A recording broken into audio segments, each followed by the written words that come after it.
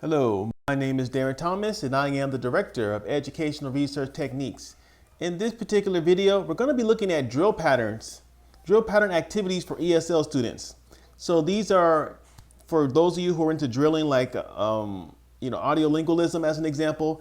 Drill pattern is like doing it over and over and over again to improve particular skills, and of course using ESL. And we're going to be looking at things that you can use for improving writing and also improving speaking. So when the student is producing something rather than receiving, which is what happens with reading and listening.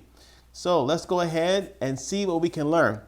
So you can see right here, we got a lot of these to go through in this particular video, about 9 of them, I believe. Inflection, replacement, restatement, completion, transposition, contraction, integration, rejoinder, and restoration.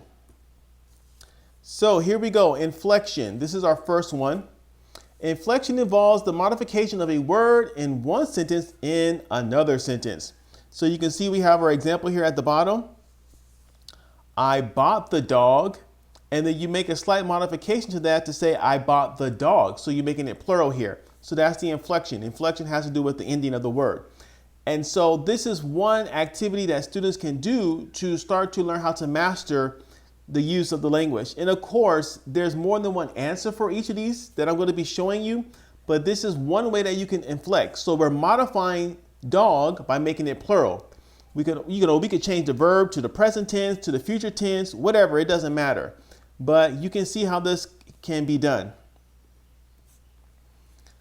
Replacement is the changing of one word for another.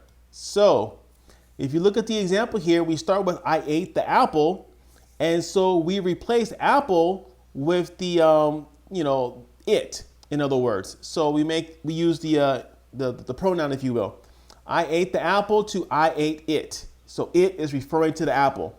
This is another way, again, that is very valuable for ESL students for becoming more comfortable with mastering the language. Restatement is when the rewording of a statement so that it is addressed to someone else. So in our example here at the bottom of the screen here, we go from talking to someone in the second person to talking in the third person. Where are you going? So that's talking second person. If you look off to the right, where is he going? So now we moved it from being about second person to third person.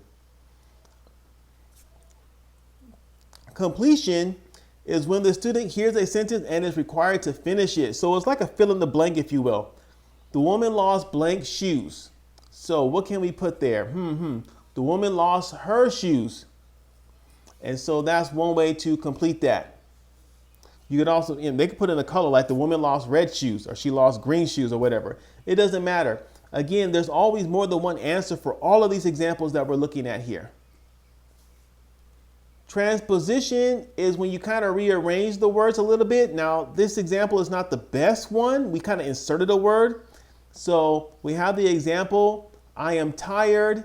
And so we add the word so, and I can say, I am so tired. So we kind of rearrange things by moving them apart a little bit, but that's not the best example. Contraction is a single word replaces a phrase or a clause. So you have multiple words replaced by a single word. And so we start here with put the books on the table. And so we get rid of the part on the table by saying put the books there. And so of course you got to have context to know what there is, but again, this is an example of contraction. We are reducing the number of words in the sentence through replacement.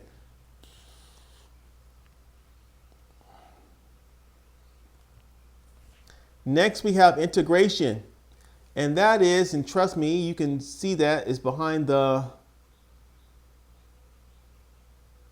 this right here, but you can say, they are kind, this is nice. And so we could say, this is nice that they are kind as an example. Sorry, the words are hidden behind the picture there.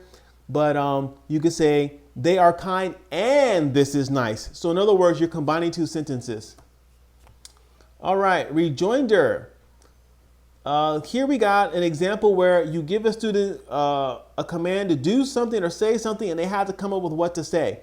So In our first example here, we have to this time. It says, say something nice, say something polite. And so the student might respond and think, okay, something nice. Okay, thank you is something nice to say. In the second example here, we say, okay, I want you to indicate that you agree with someone. What kind of phrase or what kind of sentence could you use to show that you agree with someone? And the student here says, I think you are right. That's what they might reply or what they might write down. So again, this is a little bit more complex in terms of like you're giving them a scenario or a situation and they have to find the appropriate phrase, the appropriate terminology to use in that particular situation. Getting closer towards the end here, restoration is that you give the students several words and they need to combine them into a sentence. So we have 3 words here: boy, plane, and toy. And so the student works with these and they can say something like, the boy is playing with the toy. That's one way they can rearrange that in terms of making a sentence out of these words. And of course, you can add words as well. I need to mention that. So that wraps it up. So you can see here that we have several different strategies or different drill patterns that we can use to help ESL students. And so inflection, replacement, completion, all the way down to restoration. And so by drilling these students, which again, this is commonly associated with such approaches to English or approaches as audiolingualism, the students can get very comfortable with using these words in different situations. So again, we never want to rely exclusively on any particular style or any way of teaching, but we want to use what's appropriate for the situation and for promoting growth in our students. But this is just one set of tools that can be employed to support your students when they're trying to acquire their language skills.